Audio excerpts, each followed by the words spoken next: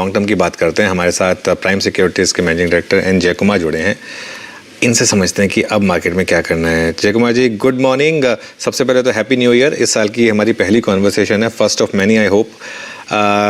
2026 की शुरुआत अच्छी हुई, लेकिन पिछले 3-4 दिन में ब्रूटल करेक्शन आई, और वो कल तो जो डोनाल्ड ट्रंप वाला फैक्टर काफ़ी हावी हुआ, वो 500% टैरिफ का रिस्क जो ओपन हुआ। आप कैसे देख रहे हैं इस समय मार्केट को? सबसे पहले तो नए साल की सबको बहुत बहुत शुभकामनाएं। और एक चीज तो देखने को मिल रहा है कि जो चीजें हमको 2025 में परेशान करती थी वो 2026 में भी परेशान करना चालू कर दिया उन्होंने। तो ये एक कंटिन्यूएशन है कि डोनाल्ड ट्रंप की अभी भी वो कुछ बातें जो जो उनकी मनगढ़ंत बातें हैं वो उनसे मार्केट बहुत परेशान रहता है।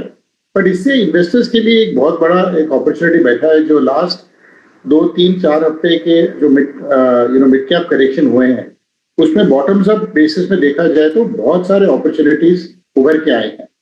तो मैं ये बोलूंगा कि कभी भी कोई भी ऐसे बड़े मूव्स आए हैं, इंडियन मार्केट ओवरऑल 1 साल के लिए कुछ 1-1.5 साल से कुछ किया नहीं है इंडियन मार्केट्स ने। तो अभी बॉटम बॉटम फिशिंग के लिए बहुत बड़ा अपॉर्चुनिटी है, क्योंकि बहुत सारे स्टॉक्स ऊपर से 30-40% घट चुके। तो मेरा ये मानना है कि अगर स्टॉक पिकिंग किया जाए और ये ओवरऑल स्पेसेस को थोड़ा अवॉइड किया जाए तो इसमें बहुत सारे अपॉर्चुनिटीज अभी भी है। ओके तो आप इस समय कहाँ अपॉर्चुनिटी ढूंढ रहे हैं जय कुमार जी? सबसे बड़ी थीम्स क्या होंगी आपकी इस साल?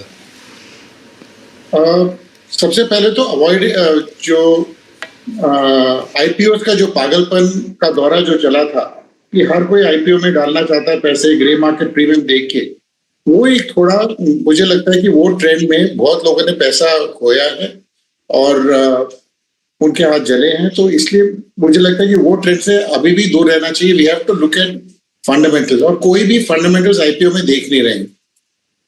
और जहां तक थीम्स का सवाल है, आईपीओ के कारण बोल लो या मार्केट में लिस्टिंग्स में बोल लो, दिस जो ग्रीन एनर्जी या सोलर का जो एक दौर चला था जिसमें सबसे बड़ी बड़ी market caps 1 lakh crore market cap तक चली गई थी, उसमें जो अनवाइंडिंग हुआ है या बोलते हैं कि जो एग्जिस्टिंग लॉन्ग टर्म होल्डर्स बेचने को आए हैं, मुझे लगता है कि वो एक बहुत बड़ा डी रेटिंग का सेक्टर होगा। नॉट री रेटिंग बट डी रेटिंग, यानी कि उनकी वैल्यूएशंस काफी हद तक मेरे हिसाब से यहाँ से भी 20-30-40% घट सकती है। तो I would avoid that particular theme for one. The second theme is जो फ्यूचरिस्टिक है, जो हर कोई प्लेटफॉर्म कंपनी खरीदना चाहता था, वो थीम्स मुझे लगता है वहां भी थोड़ा एक्सेस हुआ था। इनफैक्ट काफी हद तक एक्सेस हुआ था। जो एक्सेस मुझे लगता है भी वो फ्रॉथ निकल जाएगा मार्केट से। तो थोड़े बहुत हमको अभी बोरिंग बिजनेसेस जहां कैश फ्लोज और परफॉर्मेंस बेस्ड हैं उस पर ध्यान देना जरूरी है। हम लोगों ने आई थिंक पिछले साल 2-3 बार इसका जिक्र किया था कि जो infrastructure specially telecom infrastructure companies हैं, 1-2 कंपनियां थी जिनके कैश फ्लो स्ट्रॉन्ग थे, बट कुछ एनवायरमेंटल एनवायरमेंटल रीजंस के कारण दे वर स्लाइटली सबड्यूड। वो थीम्स आज भी अगर आप देखोगे तो they have gone to a 52 week high, 1 or 2 stocks in that space, क्योंकि जहां कैश फ्लो बेस्ड वैल्यूएशन या कैश फ्लो बेस्ड परफॉर्मेंस है, the market will I think reward that. And bottom fishing वहां पर वही कीजिएगा जहां पर आपको हार्ड कैश फ्लो दिखता है, परफॉर्मेंस दिखता है, और स्पेशली फ्यूचरिस्टिक काइंड ऑफ जो सिचुएशंस है उनको अवॉइड करना बहुत जरूरी है 2026। सर ये बताइए कि अगर कोई अपने पोर्टफोलियो को रीलुक कर रहा है 2026 में, और जो कमोडिटीज पे काफी हद तक कमिटेड थे, जिन्होंने अपने पोर्टफोलियो का बड़ा अंश मेटल्स को दिया, वो क्या करें? अभी उस अंश को मेंटेन रखें? आपका सेंस क्या कह रहा है सर कमोडिटीज को लेकर, प्रीशियस मेटल्स को लेकर? We are still in a intermediate phase, या फिर हम कमोडिटीज में एक बहुत ही मैच्योर स्टेज में जा चुके हैं? आपका सेंस क्या कहता है?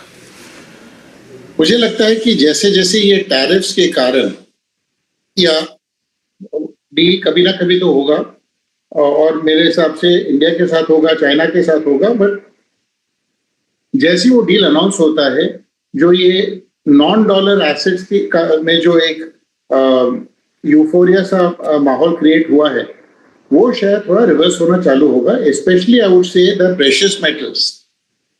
यहाँ से बहुत ज्यादा मुझे अपसाइड नजर नहीं आता, लेकिन डाउनसाइड यहाँ हो सकता है गोल्ड सिल्वर में। लेकिन जो अदर इंडस्ट्रियल मेटल्स हैं उसमें थोड़ी बहुत मुझे लगता है कि अभी भी बढ़ोतरी बाकी है, specially because both in terms of whether steel, copper etcetera, इन सब में मुझे लगता है इंडस्ट्रियल एक्टिविटी विल इंक्रीज। और क्यों मैं ये बोल रहा हूँ इंडस्ट्रियल एक्टिविटी बढ़ेगा, कि इंडिया में बहुत बड़ा एक चेंज आया है जिसने मतलब उसमें थोड़ी बहुत चर्चा हुई है, which is over the last 1 year करीबन $10 billion of foreign capital has walked in the financial services space as equity capital. आप आरबीएल बैंक को ले लो, आप यस बैंक को ले लो, आप श्रीराम फाइनेंस और आईडीबीआई का deal is happening is what we are hearing. तो इन सब में क्या होगा, करीबन 8 से 10 billion dollar of equity capital markets में आएंगे। मतलब इसमें इस सेक्टर में आ चुका है almost, including Shriram transport etcetera. उसका एवरेज लेवरेजिंग यानी कि उसको वो बैलेंस शीट 4 से 6 गुना लेवरेज हो सकता है अगर एनबीएफसी हुआ, या 9 से 10 गुना अगर बैंक हुआ। तो करीबन 60 से 70 बिलियन डॉलर का डेट लेके, यानी कि 70 बिलियन डॉलर का एसेट्स और लेंडिंग क्रिएट होगा ओवर द नेक्स्ट 4, 5, 6 इयर्स। ये बहुत बड़ा stimulus effectively through the government policy initiative आया है कि बैंकों में आपने कंट्रोलिंग इंटरेस्ट और 25% प्लस शेयर होल्डिंग देने की मतलब मंजूरी जो दी है, इससे 60 से 70 बिलियन डॉलर का लेंडिंग बढ़ जाएगा इस स्पेस में। ऑफ कोर्स लेंडर्स को थोड़ा रिस्पॉन्सिबली लेंड करना पड़ेगा, बट इसमें बिगेस्ट अपॉर्चुनिटी क्या है कि growth in the private sector capex will now take off, and the government doesn't need to do this through fiscal incentives. यानी कि government balance sheet will improve also because of divestments like IDBI, and more importantly, private sector capex will increase because this kind of money is available now. इस माहौल को मद्देनजर रखते हुए अगर आप ये देखो कि स्पेसेस जहां पर अपने को इन्वेस्टमेंट चाहिए, यानी कि whether it's in terms of private sector बोलो, माइनिंग बोलो, स्टील कैपेसिटी बोलो, इंडस्ट्रियल कैपेसिटी, सीमेंट एक्सेट्रा, हर चीज में वृद्धि होगी। So consumption has been weak over a period of time.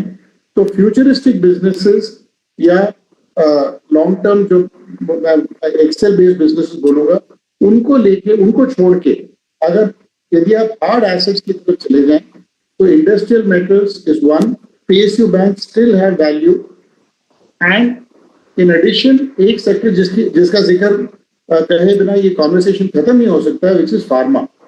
क्योंकि डॉलर रुपी और यूरो रुपी और sterling rupee etcetera gone so much against the dollar, against the rupee.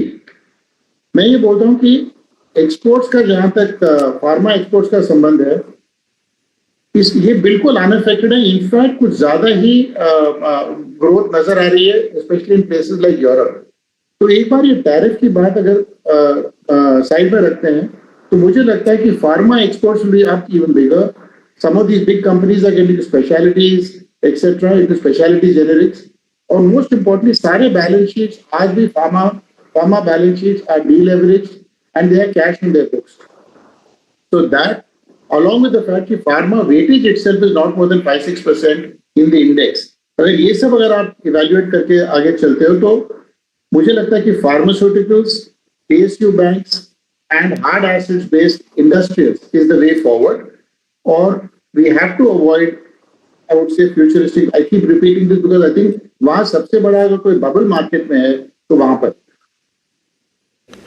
Okay, अच्छा sir, अगला प्रश्न मैं इसको पूछने के लिए प्रेरित इस बात से हुआ हूं क्योंकि अब बजट बहुत नज़दीक खड़ा है। पिछले साल के बजट में सरकार ने मिड इनकम ग्रुप को बहुत बड़ी राहत दी थी टैक्स कट के स्वरूप में। आपके हाथ में अच्छी खासी डिस्पोजेबल इनकम आई, लेकिन अभी तक सही मायने में एफएमसीजी उस एक वर्ष के अंतराल में कभी बेनिफिट ले ही नहीं पाया। एक और space, that's I think white good segment, जहाँ पे ग्रोथ विजिबल नहीं थी लास्ट 4 रिपोर्टेड क्वार्टरली नंबर्स में, बट अब बाइंग विजिबल है स्टॉक में। ये बाइंग क्यों हो रही है sir? In anticipation of growth या फिर ऑलरेडी स्टॉक्स इतना प्राइस डैमेज हो चुका है कि अब रीजनेबल है? आपका सेंस वाइट गुड सेगमेंट में क्या कहता है? मुझे मेरा स्पेसिफिकली कोई वाइट गुड सेक्टर पे कोई ध्यान नहीं है एंड कंजम्पशन थीम्स आज भी मुझे लगता है कि इंडिविजुअल बैलेंस शीट्स में लेवरेज है थोड़ा बहुत, which is the area that banks are also getting worried about. तो मुझे कंजम्पशन थीम्स में थोड़ा हेडविंड नजर आता हुआ, कंटिन्यूइंग हेडविंड्स नजर आ रहे हैं मुझे ऐसा नहीं लगता कि consumption will take off, but yes अगर industrial activity takes off in the private sector space तो that can fuel a consumption, but that could be still 4 to 6 quarters away. Okay Jai Kumar जी, इस समय एक जो मार्केट के लिए पिछले 4-5 सालों का सरदर्द है वो है एफआईआई की सेलिंग। और आपने वो फेज देखा है जिसमें हमारी मार्केट में लगातार एफआईआईज की मैसिव बाइंग थी। ये क्यों इस तरीके की सेलिंग हम देख रहे हैं और लगातार ये पिकअप ही हो रही है कम होने की बजाय, और ये कब तक हमको झेलना होगा और कब तक हमारी मार्केट इसको झेल पाएगी? मुझे लगता है सर, अगर आप लोकल फ्लोज देखते हो तो उस फ्लोज के कंपैरिजन में एफआईआईज का आना जाना ठीक है, वो होता रहेगा। अभी मार्केट में बायर सेलर्स आएंगे, मुझे लगता है कि अभी मे बी 1 महीना 2 महीने में रिवर्सल्स, स्पेशली जिस दिन ये ट्रेड डील साइन हो जाएगा, जो भी होगा, मुझे काफी हद तक रिवर्सल नजर आ रही है। हैविंग सेड दैट, जो एफआईआईज की सेलिंग आप देखते हो, पैसा फिर भी एफडीआई के थ्रू आ रहा है, money is also coming in through IPOs etc. which are not getting captured in the daily FII flows. तो मैं ये नहीं बोलूंगा कि FIIs have turned secondary market में existing holdings prune down करने में FIIs माहिर हैं आज के दिन, लेकिन वो पैसा वापस कहीं ना कहीं या तो IPOs के थ्रू या फिर FDI के थ्रू आ ही रहा है। So I would not be so worried, but जो आप देखना चाह रहे हो कि FIIs का बाइंग मार्केट में हो, सेकेंडरी मार्केट में, वो देखने के लिए मुझे लगता है अभी भी 1 महीना 2 महीना तो लगेगा, बट इन बिटवीन शायद सेलिंग कैन रिड्यूस, स्पेशली अगर ये बजट में थोड़ा बहुत टैक्सेशन का वापस अगर ये मुआयना करें और टैक्सेशन रैशनलाइज थोड़ा कर सकते हैं तो that may actually help in keeping FIIs back. Keeping FIIs back. अच्छा, आपने शुरू में एक चीज़ कही थी कि ये कुछ थीम्स हैं जहां पर अभी भी ओवर वैल्यूएशन की करेक्शन की ज़रूरत है, जिसमें आपने ग्रीन एनर्जी की बात की थी और प्लेटफॉर्म कंपनीज की बात की थी, और उसके बदले में आपने कहा था कि थोड़ा बोरिंग बिजनेसेस की तरफ शायद आप प्रेफर करेंगे। दिक्कत क्या है कि बोरिंग बिजनेसेस में भी ग्रोथ नहीं आ रही है, जैसे कि आप ट्रेंड का शेयर देख लीजिए या फिर कुछ और कई ऐसे स्टॉक्स हैं जहाँ पर मार्केट काफ़ी डी रेटिंग दिखा रहा है। तो ऐसे में फिर इन्वेस्टर थोड़ा कंफ्यूज होंगे कि फिर कहाँ पर बेट लगाएं आखिरकार। आई थिंक इंडस्ट्रियल्स का जिक्र कर रहा हूँ। मुझे लगता है कि जो ये $10 बिलियन का इक्विटी फाइनेंशियल सर्विसेज सेक्टर में आया है, खास करके बैंकों में और कुछ एनबीएफसीज में, उसके कारण जो including the leverage, the amount of money जो लेंडिंग हो सकता है, आई थिंक 60-70 बिलियन डॉलर का फ्रेश एसेट्स डालने की क्षमता रखते हैं ये बैंक्स अभी अगले 3-4 साल में। और कोई भी सस्टेनेबल बुल मार्केट के लिए आपका well capitalised financial services sector होना बहुत जरूरी है। तो अगर आप ये देखते हैं कि अगर 60-70 बिलियन का फ्रेश लेंडिंग ये कर पाए तो it will be largely to industrials. It will not be to retail public. It will not be for personal loans or SME. It will not be for things like MFI etc. ये होगा तो hardcore industrials में होगा। Plus acquisition financing के लिए बैंकों का entry allowed हो चुका है अभी, यानी कि बैंक्स जो पहले एक्विजिशन फाइनेंसिंग नहीं करते थी अभी करना शुरू कर देंगे। तो मेरा ये मानना है कि बहुत सारा जो हम इंटरनेशनल मार्केट्स एक्सेस करते थे ये पैसा रेज करने के लिए, वेदर एक्विजिशन फाइनेंसिंग और लार्ज स्केल कैपेक्स, वो अब लोकल बैंक्स करना शुरू कर देंगे, which has been happening in the past, but with $60-70 billion of fresh lending, मुझे लगता है कि local industrial activity will pick up in a big way, specially next year and the year there after.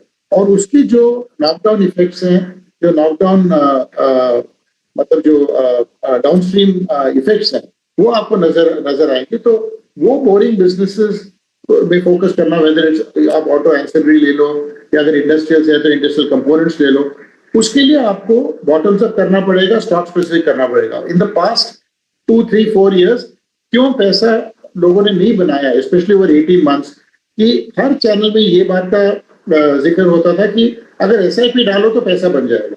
तो हर कोई आके SIP करके ये expect करने लगा कि 8 महीना 10 महीने के बाद विल बी 20% अप या 25% अप, जो कि नहीं हुआ है। जो कंसेंसस ट्रेड था कि SIP डाल के पैसिव इन्वेस्टमेंट करो तो पैसा बनेगा, people will need to have patience, सब्र रखनी पड़ेगी उनको कि ये 2-3-4 साल के बाद पैसा बनेगा ऑन अ कंपाउंडेड बेसिस, कि हर 12 महीने के 6 महीने के बाद अगर आप देखोगे कि पैसिव इन्वेस्टमेंट में पैसा बना है कि नहीं, वो होना नामुमकिन सा है।